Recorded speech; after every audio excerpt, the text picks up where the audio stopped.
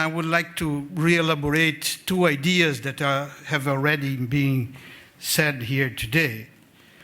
The first one is that the real problem to feed 9 billion people is not to produce enough food for them.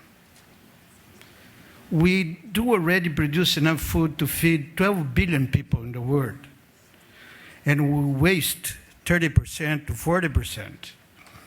And the problem of the 800 million people that we have nowadays is because they do not have access to food, or they cannot buy it because they don't have good jobs, or the price is high for the salary they have, or they cannot produce them, the food that they need. So this is the challenge, how we provide access to food for the poor.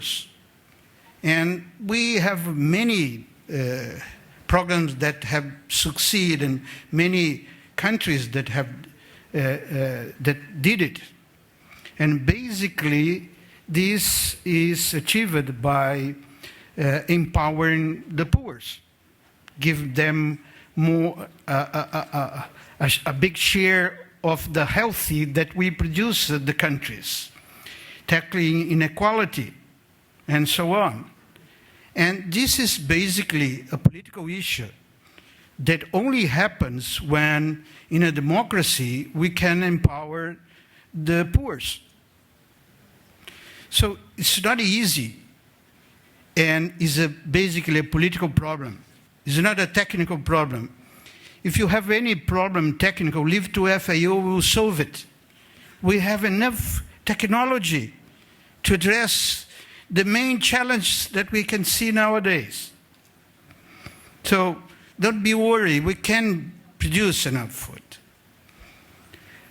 Second important idea, that we now, with the climate change, we cannot be sure if we could do it in the future.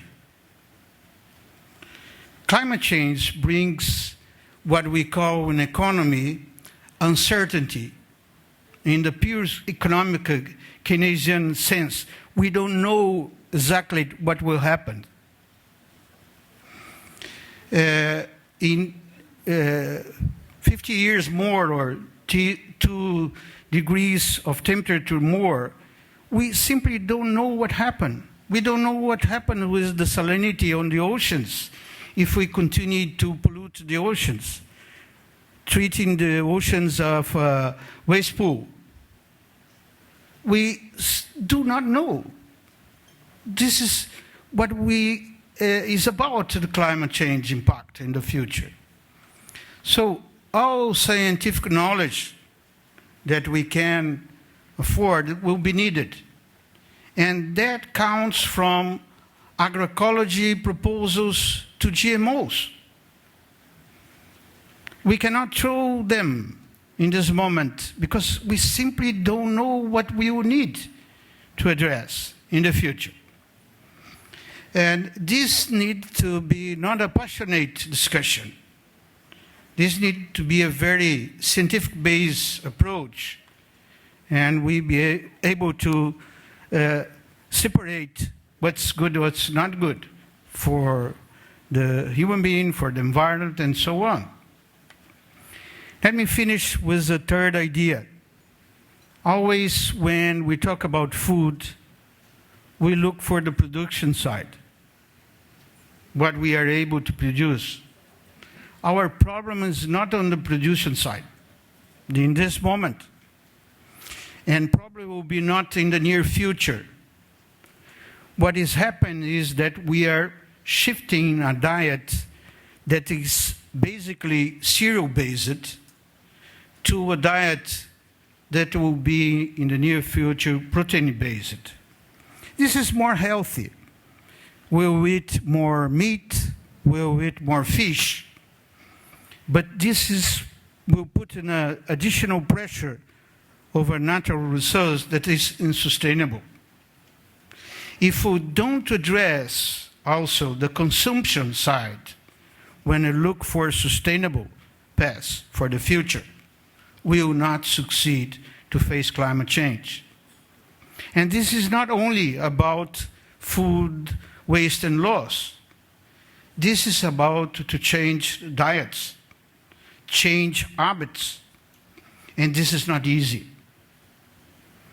These need to start with the young generations at school level. School meal programs, like Malawi said, probably is the best way to do it from the very beginning. The US has achieved one outstanding issue that for the first time they have been able to reduce obesity in child below 5. This was new that is not, let's say, a propaganda, but this is a conquer on the school lunch programs and the way we feed our child. So what I'm trying to say is that we need to be part of this change as consumers also. This is not only for farmers, it's for us, urban citizens, also to address this problem. I'm sorry, but my 3 minutes are over, and I thank you very much for this opportunity. Bye.